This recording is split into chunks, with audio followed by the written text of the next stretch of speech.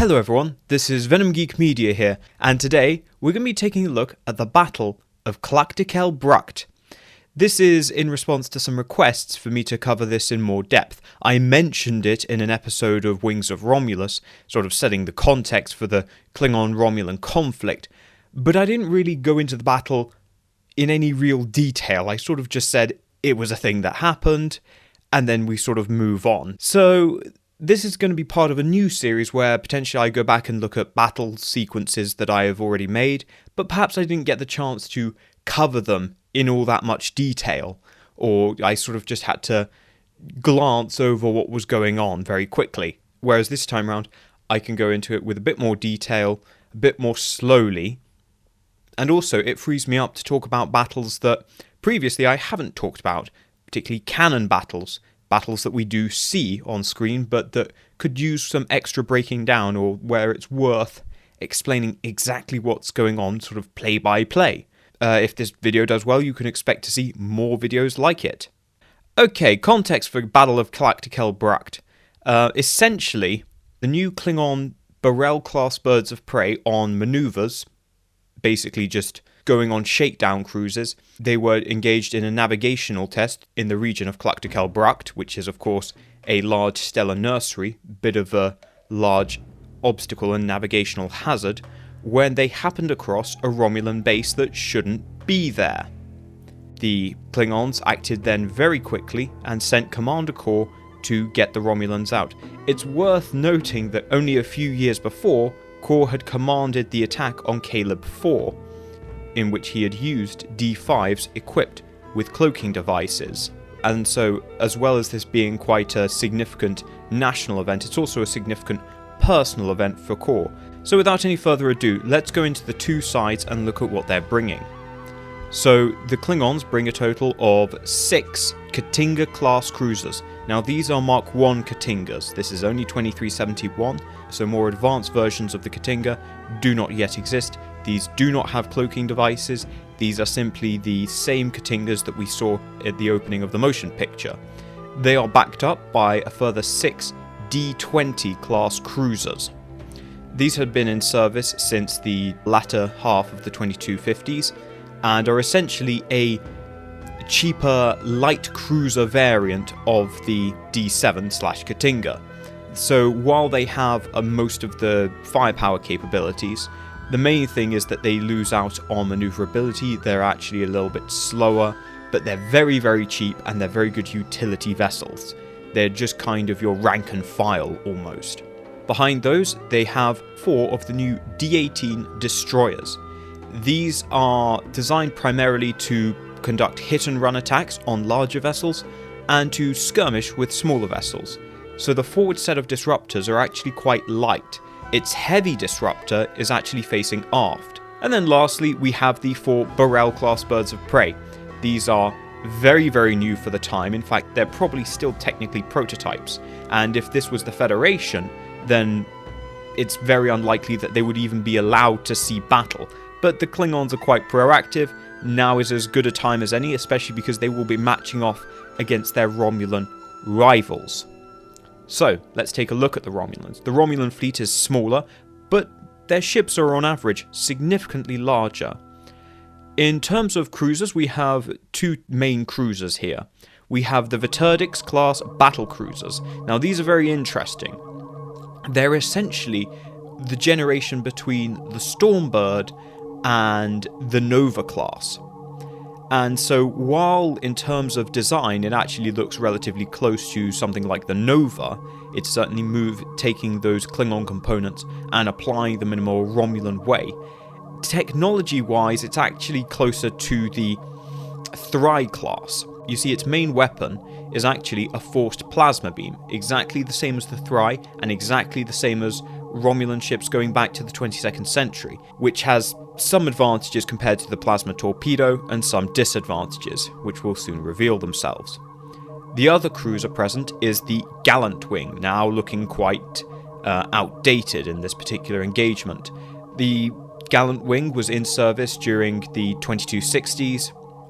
It was the larger cousin of the Talis class bird of prey, Essentially, it's got the same kind of armament, has a plasma torpedo, and it has disruptor cannons as well. So it's much more capable of sort of sticking around in a more conventional head-to-head fight as compared to the Talis, which only really had the plasma torpedo launcher. Finally, we then have the White Winds. These are brand new, and these are the direct competitor to the Klingon Burrell-class bird of prey. They both came from the same project, which was codenamed T-10 Bright One. However, when that project fell apart because they couldn't really agree on a universal bird of prey design, which was the whole point of the project, they each took what they liked from the other and then just applied it in a very direct fashion. The White Wind is significantly larger than the bird of prey, has a much more versatile armament, has long-range disruptors, close-range disruptors, and torpedo tubes. Right, with that all established, let's go through the battle play by play. So we start with a torpedo barrage. The Klingon cruisers have all formed a line, and the lighter ships have actually fallen back behind the Klingon cruiser line. So the Klingons fire a total of 12 torpedoes. The Romulans can only fire 4, and that's the White Winds. None of the other Romulan vessels are able to fire torpedoes. Already we see a bit of a discrepancy here. Now, the Klingons continue to close, and this is really to capitalise on their advantage. Arguably, they could stay at range and just continue to batter the Romulans with torpedoes, but in all likelihood, the Romulans would then be allowed to escape, and Kor is not a commander that is going to let them off that easily. We now come to medium range, and this is where things start get interesting. At the top, we can see the 2 White Winds are engaging the birds of prey and have actually managed to outrange them with their long-range disruptors. Now, they're not able to easily bring both cannons to bear because the wingspan of the White Winds is so great that oftentimes only one gun will be in arc at any one time, but they are able to get the first shots on their opponents. The same thing goes at the very bottom, where again, the 2 White Winds are actually double-teaming a single bird of prey. In the middle, it's a lot more of a mixed affair. The 2 Viterdixes have opened up with their forced plasma beams, but they are already taking disruptor volleys from the D-20s and Katingas, while the Gallant Wings are launching plasma torpedoes. Essentially, there's 2 kinds of damage being done by the Romulans here. The forced plasma beam is a weapon that only really does damage over time. You need a lot of face time with the enemy and contact time for that to actually melt its way through enemy shields and do damage.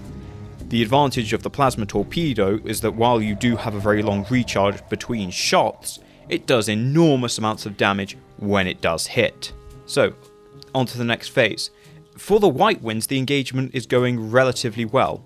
At the top, the 2 White Winds have actually routed the birds of prey and have destroyed one of them. Unfortunately, down below, it's not going quite so well, and the lead White Wind has actually overexposed itself and is now in range of not only the birds of prey, but also the Klingon battle cruisers, and so it takes concentrated fire from both a Katinga, a D-20, and a Burrell, which puts an end to that pretty quickly. While in the middle, 2 Klingon ships are basically disabled by the plasma torpedo hits. The rest are more than able to continue with the battle. You can only engage 1 ship at a time with a plasma torpedo, and now that you've fired your shot, you're going to have to wait a long time before you can fire again. The Klingons have actually now closed with the Viterdix at the top of the formation and concentrate fire. This is enough to break its shields and destroy it. Remember, the Viterdix is fundamentally based on the D7 Stormbird, and at this point, the D7 is now outmoded by the Katinga, and thus by extension so is the Viterdix. Meanwhile, in the middle, the other Viterdix is actually still going quite well and has scored a direct hit on the D20. It has broken its shields and disabled, but is now taking close range fire from another D20. At this point, the Romulans decide that discretion is the better part of valor. Not that that's a very difficult decision for the Romulans to make.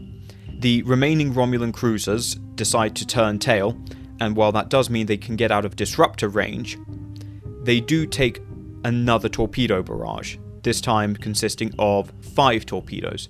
The 2 White Winds that had been victorious at the top try to come down and screen the retreat of the cruisers, but they are ultimately outnumbered, and they are then driven off by the D-18 Gull Wings. whilst the other Vauterdix is struck by a torpedo and suffers heavy damage. And that brings us to the end of the Battle of Klach Brakt. In total, the Klingons only lost one bird of prey and suffered 2 ships disabled. The Romulans lost a Vauterdix, another heavily damaged, and also lost a White Wind. It's not exactly the most crushing defeat, but I think that more speaks to the Romulan self-preservation instinct. The Romulans tend not to hang around if they know that the fight isn't going their way. So what were the real difference makers in this battle? Well, number one, I would say torpedo capability. That ultimately enabled the Klingons to get the initiative early on in the battle. By being able to launch a volley of torpedoes at long range, the Klingons were able to get on the front foot with the Romulans, and that meant that they were then able to close with them and engage them at those medium to close ranges, where theoretically the Romulans should be able to outdamage them, but bearing in mind they're already starting in a position of disadvantage, and the Klingons are able to bring their numbers in a way that is very effective, the Romulans really find themselves on the back foot. Another thing to mention is the Romulan ships can only really fire on one target at a time. That's what they're designed to do. They're not really very good at providing mutual supporting fire to one another. And this is a design element that is actually new to the K't'inga, and why the K't'inga is so much more deadly than the D7. The D7 had 4 heavy disruptor cannons. This was very good for medium range engagements, and particularly because of how maneuverable the D7 was, do a lot of damage. But what they found is that it wasn't that conducive to the D7 working in formation, because everyone has to maneuver to get their weapons into arc. Whereas with this new design, where they're firing burst fire disruptor cannons, so rather than fire a single big pulse, they'll fire a rapid succession of smaller disruptor bolts that are more accurate and behave more like a beam weapon. It then means that you can engage in mutually supporting fire. And that was really the difference maker. That was what allowed 2 K't'ingas to overwhelm a Vauterdix, all the while also suppressing another Gallant Wing.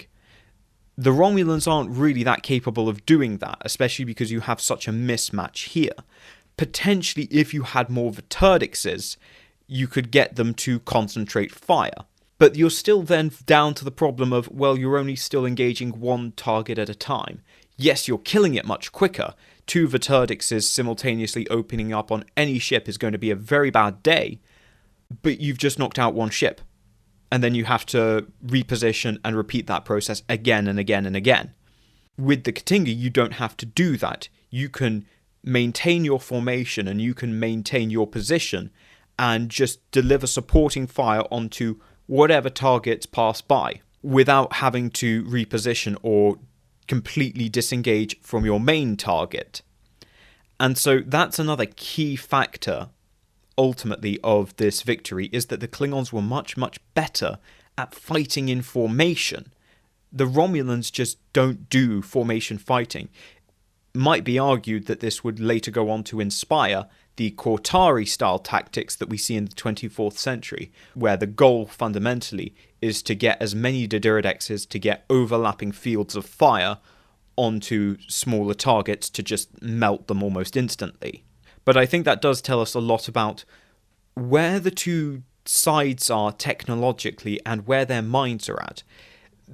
We don't really know a whole lot about the Romulan fleet of the 2270s, and that's largely because it is a fleet in transition, because they were still labouring in the 2260s under very outdated concepts, and only after the 2260s and after the destruction of their bird of prey by the Enterprise did they only realise that that idea of strategic strike was actually not applicable in the modern world. And then during the 2270s, they're going through this very painful process of working out what is and what isn't going to work going into the future. And that does mean ships like the Gallant Wing and the Vauterdix basically being completely replaced respectively by the Nova and Firehawks, which were far more versatile and also more powerful in just a direct sense. Their ability to respond to threats was far, far greater.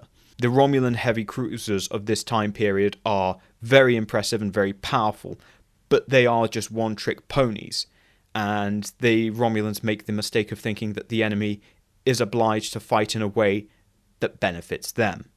So those are my thoughts on the Battle of Klach Brakt, but what are yours? Let me know in the comments below. Did you enjoy this kind of breakdown? If you did, let me know what else I should cover, and I will see you all in the next video. Thank you to my members for supporting the channel. My Navarks, Jeffrey Ballard, Tully DT, Rella, David Reeves, and Macross Schaffer. My ever-dutiful commanders, Comsec, Philip Ty, Bird Monster, Jeff Hallam, Mark Philippe, Robert Sampson, Sean Farrell, Narata, Nathaniel Mead, Gabe Logan, Nicholas Walsh, Martin McConville, JC Tech Wizard, Rizel 3D, James C, Alcara Dreamer, and Joe G. And I salute my Centurions, Pendlebury, Marcus Hall, Julian Arnott, Freedom Trooper, Okokatum Questo, Squadra Course, John Nicole, Athletes Collection, Tobias Klein, Greg Martin, Shermos, and Marzarine. And I thank all my loyal sub-lieutenants. Thank you guys so much for supporting the channel. Like I say, it's only because of your support that I can keep making the content that you all enjoy and I love making. Thank you all so much, and I will see you all next time.